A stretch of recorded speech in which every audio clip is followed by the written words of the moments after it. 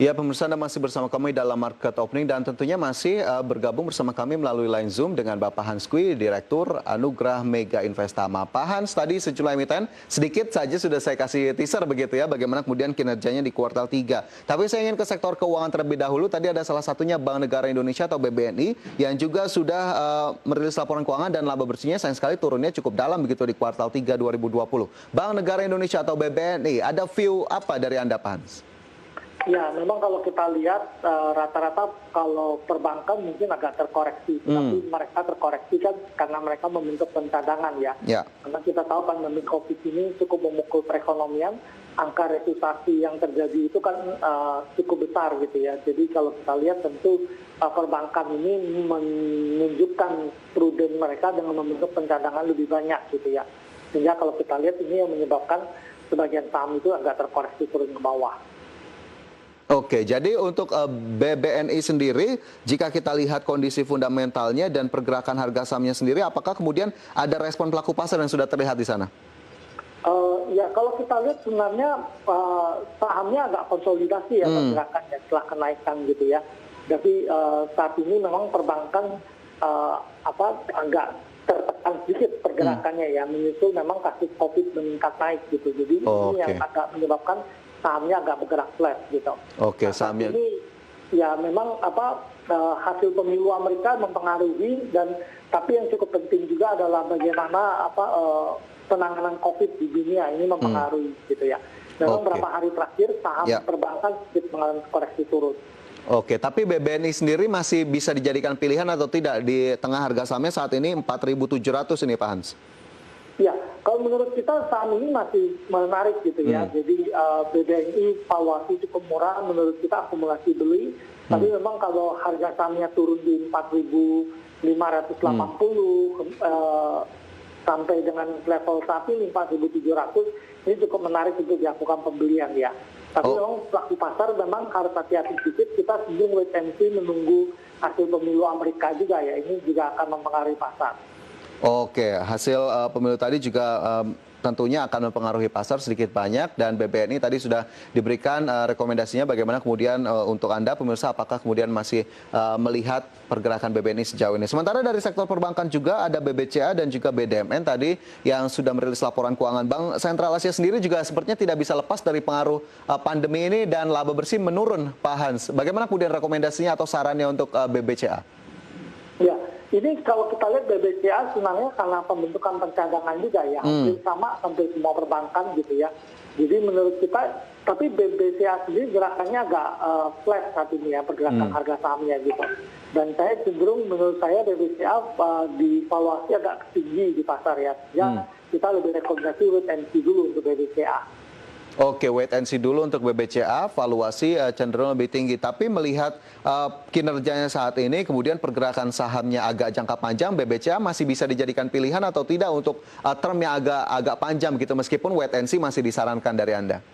Ya, kalau untuk term yang jangka panjang, BBCA mungkin masih cukup menarik ya. Tapi kita lebih senang kalau ada koreksi baru mau pembelian. Gitu.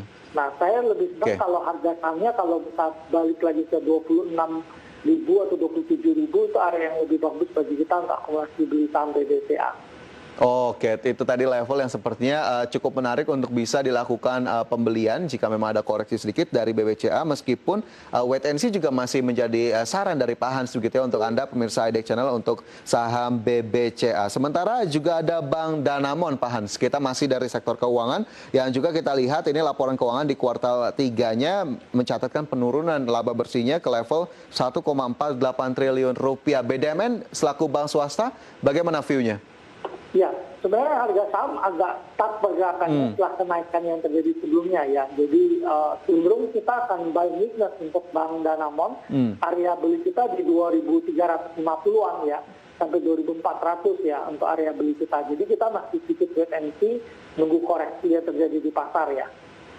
Oke, tunggu koreksi yang terjadi di pasar. Untuk Bang Danamon, wait and see. Tadi juga levelnya bisa Anda catat, pemirsa mungkin butuh menjadi acuan Anda di hari ini. Sektor keuangan mungkin sudah bisa diwakili begitu ya oleh 3 emiten tadi yang sudah merilis laporan keuangan. Yang lainnya juga kita masih tunggu bagaimana kemudian rilisnya dan kinerjanya di kuartal 3. Sementara kita bergeser ke sektor lainnya, ini sektor consumer juga sudah merilis laporan keuangan. Salah satunya yang terbesar ada Gudang Garam. Pak Hans ini membukukan laba bersihnya 5,65 triliun di kuartal 3, turunnya cukup jauh sekali dibandingkan di tahun 2019 lalu pada kuartal 3 di angka 7,24 triliun rupiah laba bersih yang mampu dibukukan. Untuk Gudang Garam, bagaimana komentarnya terkait kinerja sejauh ini? Ya, Gudang Garam memang kalau kita lihat udah agak terkoreksi turun ya. Waktu kita menjelang pemilu, waktu itu pemerintah menahan kenaikan cukai, tetapi sesudah itu pemerintah menaikkan cukai hampir 2 kali lipat ya. Jadi sebenarnya tahun sebelumnya ditahan itu diakumulasi naik gitu. Ada permintaan dari global yang berpendapat bahwa perusahaan rokok itu cukainya harus naik cukup lebih tinggi gitu ya. Ini menyebabkan sentimen yang agak negatif bagi saham Gudang Garam sendiri. Tapi secara valuasi sebenarnya saham ini menjadi murah gitu ya kalau kita lihat berdasarkan valuasinya gitu. Jadi sebenarnya Gudang Garam ini kalau melemah lebih baik kita melakukan akumulasi beli ya untuk saham Gudang Garam sendiri. Nah kami merekomendasikan area-area saat ini ya, kalau kita lihat ini dekat sekali di spot ya, 35.700 gitu ya, sampai dengan 40.500, ini area akumulasi beli kita untuk saham Gudang Garam sendiri. Oke, area-area beli untuk Gudang Garam tadi sudah diinformasikan, tapi improvement dari sisi harga sahamnya sendiri ini cenderung lambat atau tidak untuk Gudang Garam, Pak Hans?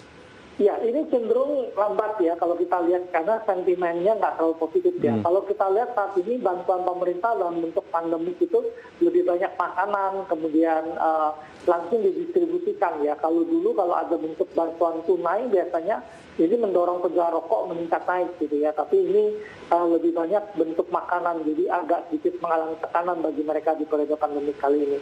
Yang kedua adalah kalau kita lihat valuasi kalau kita lihat ya, biasanya PER mereka kan 20 kali gitu ya. Saat ini PER mereka cuma 10 kalian gitu. Untuk consumer goods ini tentu relatif murah ya gitu. Book value mereka biasanya bisa 3,5 gitu ya. Saat ini book value mereka cuma 1,3 ya gitu. Jadi secara valuasi Gudang Garam misalnya cukup murah. Oke, valuasi cukup murah. Apakah kemudian ini juga bisa menjadi pilihan untuk Anda, pemirsa, di tengah kondisi saat ini? Tentunya keputusan investasi ataupun mungkin trading begitu tetap kami kembalikan kepada Anda. Dan tadi ulasannya sudah diberikan oleh Pak Hans untuk Gudang Garam. Sementara dari sektor yang sama, consumer dan juga perdagangan, ini tadi salah satu yang sudah saya sebutkan juga ada Buyung Putra Sembada atau Hoki. Laba bersihnya juga turun lagi-lagi di kuartal 3 2020 kali ini. Hoki masih ada peluang untuk bisa kita koleksi kembali atau justru ada sinyal-sinyal yang bisa kita baca lebih lanjut dari kinerja dan juga harga sahamnya, Pak Hans? Ya, Hoki saat ini kalau kita lihat labanya agak tertekan turun ya. Jadi PER-nya agak tinggi bagi Hoki sendiri gitu. Kemudian price book value-nya pun tidak turun banyak ya dari yang biasanya gitu. Jadi harga saham kalau kita perhatikan mulai recovery setelah penurunan dari COVID-19 udah dekat ya. Kalau kita lihat harga tertinggi dia seperti 1.000 lebih, saat ini kan di 845 gitu. Jadi sebenarnya Hoki sendiri kalau menurut kita kalau ada koreksi yang cukup banyak baru kita akumulasi beli ya. Tapi memang kalau kita lihat tentu industri beras masih cukup menjanjikan ya di tanah air kita sendiri juga. Tapi saya masih memilih wait and see untuk saham Hoki sendiri. Oke, wait and see untuk saham Hoki meskipun kita lihat ini secara perlahan-lahan terutama dari bulan September sepertinya pergerakan harga saham Hoki mencatatkan kenaikan begitu ya dan hari ini di 855. Apakah kemudian masih cukup optimistis bahwa Hoki bisa kembali ke performa terbaiknya dari sisi harga saham seperti awal-awal tahun begitu ya bahkan menyentuh level 1.000, Pak Hans? Ya, memang butuh waktu menurut saya. Okay. Tapi menurut saya kalau ada koreksi baru beli ya. Karena kalau kita lihat setelah kenaikan itu mulai dari Agustus itu bergerak naik terus ke atas, tentu ini menimbulkan resiko bagi kita kalau membeli di harga yang agak di atas ya. Oke, baik. Jadi memang akhirnya wait and see masih diberikan dan dilihat lagi bagaimana kemudian pergerakannya sejauh ini. Dan ini sepertinya masih akan ada satu emiten terakhir lagi, Pak Hans. Ini ada Era Jaya dan ini menjadi salah satu emiten dari yang tadi sudah kita ulas yang justru mencatatkan pertumbuhan di kuartal 3 2020 di mana labanya kita lihat ini mencapai 295,11 miliar rupiah. Era Jaya, apakah kemudian ini membuat saham Era juga menjadi menarik, Pak Hans? Ya, kalau kita lihat sebenarnya penjualan Era itu sedikit mengalami tekanan turun, tapi metode distribusi yang mereka pakai untuk memasarkan membuat laba mereka bergerak naik ke atas. Gitu.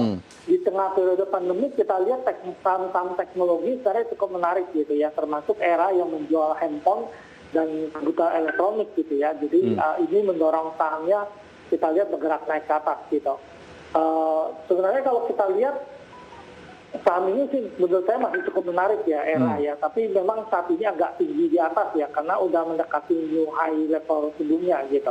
Kita cenderung wait and see juga, saya cenderung kalau ada koreksi yang lumayan mungkin di 1.600 sampai 1.500 baru melakukan akumulasi beli untuk Era Jaya sendiri. Oke, jadi jika ada koreksi lagi-lagi momentumnya dicari terlebih dahulu dan saat ini Era bergerak di level 1.810 atau menguat 1,12%.